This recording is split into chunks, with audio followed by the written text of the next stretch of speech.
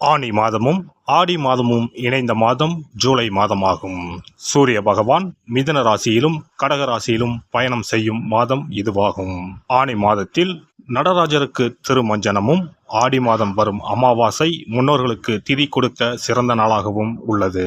அம்மனின் அருளை பெறுவதற்கு உரிய ஆடி மாதம் இந்த ஜூலை மாதத்தில்தான் பிறக்கிறது. இம்மாத கிரக நிலைகளை பார்க்கும்போது மேசராசியில் செவ்வாய் மற்றும் சந்திரனின் சஞ்சாரம் உள்ளது.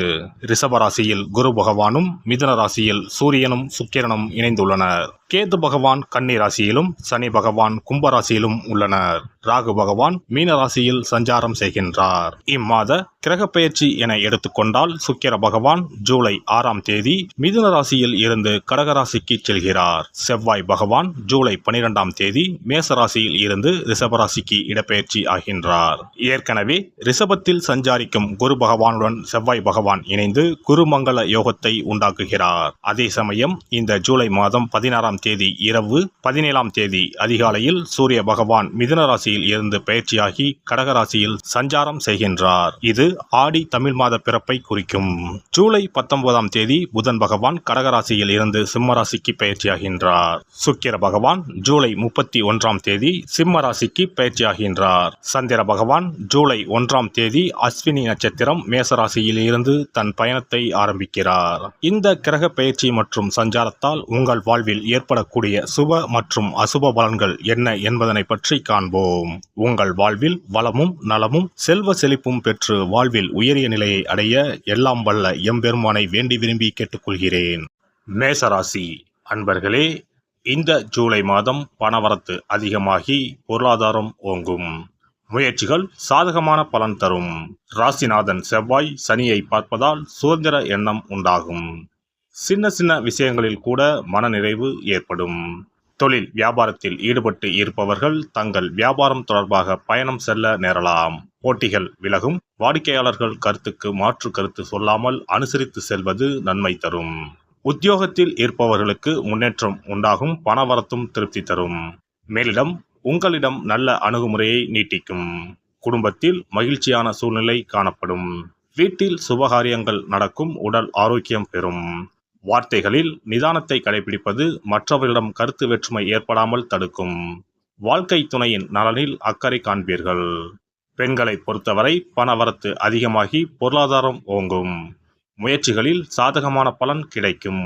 சின்ன விஷயங்களில் கூட கவனமாக செய்வீர்கள். கலைத்துறையினருக்கு தேவையான பொருட்களை வாங்குவார்கள். நீண்ட நாட்களாக செய்ய நினைத்த ஒரு காரியத்தை செய்து முடிப்பார்கள். மதிப்பும் மரியாதையும் கூடும். அரசியல் துறையினருக்கு வீண் மனஸ்தாபம் ஏற்பட்டு நீங்கும். நண்பர்களிடையே சுமூக உறவு இருக்க விட்டு கொடுத்து செல்வது நல்லது. வாழ்வில் முன்னேற அக்கறை காட்டுவீர்கள். மனத்துணிவு அதிகரிக்கும். பணவரத்து எதிர்பார்த்தபடி திருப்திகரமாக இருக்கும். மாணவர்களுக்கு சக மாணவர்களின் கருத்துக்களுக்கு மாற்று கருத்துக்களை கூறாமல் அனுசரித்து செல்வது சுமூகமான சூழ்நிலையை ஏற்படுத்தும். கல்வியில் முன்னேற்றம் காணப்படும். நட்சத்திர பலன்கள். அஸ்வினி நட்சத்திரம். இந்த மாதம் உத்தியோகத்தில் இருப்பவர்களுக்கு வீண் அலைச்சலும் டென்ஷனும் ஏற்பட்டு நீங்கும். வீண் வாக்குவாதங்களை தவிர்ப்பது நல்லது. கணவன் மனைவிக்கு இடையே தேவையில்லாத ஒரு விஷயத்தால் கருத்து வேற்றுமை உண்டாகலாம். பிள்ளைகளால் திடீர் செலவு உண்டாகலாம்.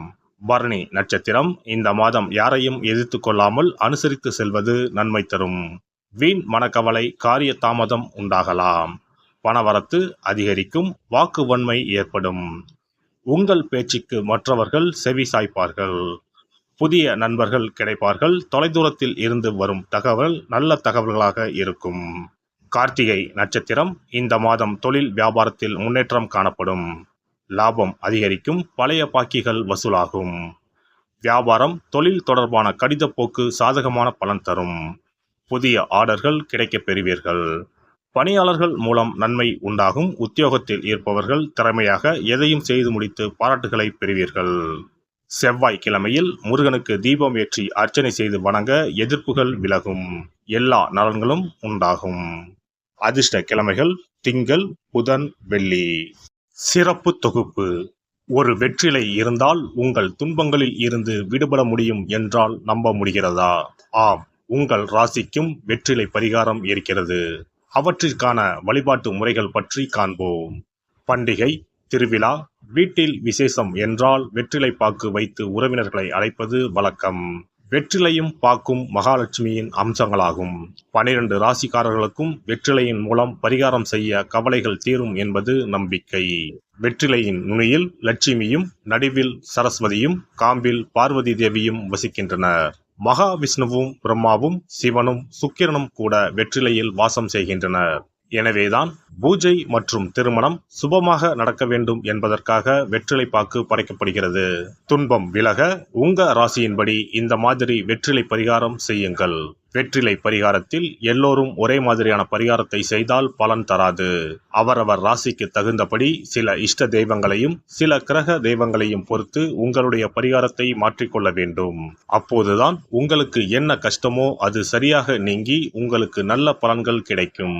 உங்களுடைய ராசியின்படி வெற்றிலையில் குறிப்பிட்ட கிழமையில் பரிகாரம் செய்தால் உங்கள் துன்பம் விலகும், பிரச்சனைகள் தீரும். மேசராசி அன்பர்கள் செவ்வாய்க்கிழமைகளில் வெற்றிலையில் மாம்பழம் வைத்து முருகப்பெருமானுக்கு நெய்வேத்தியம் செய்துவிட்டு அந்த பழத்தை உண்டால் அனைத்து கஷ்டங்களும் நீங்கும். ரிஷபராசி அன்பர்கள் செவ்வாய்தோறும் வெற்றிலையில் மிளகு வைத்து வழிபாடு நடத்தினால் துன்பங்கள் அனைத்தும் தீரும். மிதுனராசி அன்பர்கள் புதன்கிழமைகளில் வெற்றிலையில் மிளகு வைத்து இஷ்ட தெய்வத்தை வழிபடவும். பின்னர் அதையே பிரசாதமாக சாப்பிட்டால் துன்பங்கள் எல்லாம் நீங்கும். கடகராசி அன்பர்கள் வெள்ளிக்கிழமை தோறும் வெற்றிலையில் மாதுளை பழத்தை வைத்து காளியை வழிபாடு செய்து பின்னர் அந்த மாதுளை பழத்தை சாப்பிட்டால் துன்பங்கள் நீங்கும். சிம்மராசி அன்பர்கள் வியாழக்கிழமைகளில் வெற்றிலையில் வாழைப்பழத்தை வைத்து இஷ்ட தெய்வத்தை வழிபடலாம். பின்னர் அந்த பழத்தை பிரசாதமாக உண்டால் கஷ்டங்கள் நீங்கும். கன்னிராசி அன்பர்கள் வியாழக்கிழமையில் வெற்றிலையோடு மிளகு வைத்து உங்கள் இஷ்ட தெய்வத்தை வணங்குங்கள். உங்கள் துன்பம் துயரம் எல்லாம் தீர்ந்துவிடும். துலாம் ராசி அன்பர்கள் வெற்றிலையில் கிராம்பு வைத்து உங்கள் இஷ்ட தெய்வங்களை வழிபட்ட பின் அதை உண்டால் அனைத்து துன்பங்களும் நீங்கும். விருச்சிக ராசி அன்பர்கள் வெற்றிலையில் பேரிச்சம்பழம் வைத்து செவ்வாய்தோறும் உங்கள் இஷ்ட தெய்வத்தை வழிபட்டால் துன்பங்கள் நீங்கும். தனுசு ராசி அன்பர்கள் வெற்றிலையோடு கற்கண்டு வைத்து வெள்ளிதோறும் இஷ்ட தெய்வத்தை வழிபட்டு பின்னர் கற்கண்டை சாப்பிட்டால் துன்பங்கள் விலகும். மகர ராசி அன்பர்கள் வெற்றிலையோடு அச்சு வெல்லம் வைத்து வெள்ளிதோறும் காளியை வழிபட்டால் துன்பங்கள் துயரங்கள் நீங்கும். கும்பராசி அன்பர்கள் வெற்றிலையோடு நெய் வைத்து சனிக்கிழமைகளில் காளி தெய்வத்தை வழிபட்டால் உங்கள் துன்பங்கள் எல்லாம் தீரும். மீனராசி அன்பர்கள் வெற்றிலையோடு சர்க்கரை வைத்து ஞாயிறு தோறும் இஷ்ட தெய்வத்தை வழிபட்டால் துன்பங்கள் எல்லாம் விலகும். எல்லாம் வல்ல இறையருளால் நீங்களும் உங்கள் அன்பு குடும்பமும் உடல் நலம், நீலாயுள், நிறை செல்வம், உயர் புகழ், மெய்ஞானம் ஓங்கி வாழ்க வளமுடன். இந்த வீடியோ பதிவு உங்களுக்கு பிடித்திருந்தால் லைக் பண்ணுங்க, கமெண்ட் பண்ணுங்க, ஷேர் பண்ணுங்க, மறக்காம சப்ஸ்கிரைப் பண்ணுங்க, பக்கத்துல இருக்கிற பெல் பட்டனை கிளிக் பண்ணுங்க. நன்றி, வணக்கம். ஓம் நமச்சிவாய, சிவாய நம.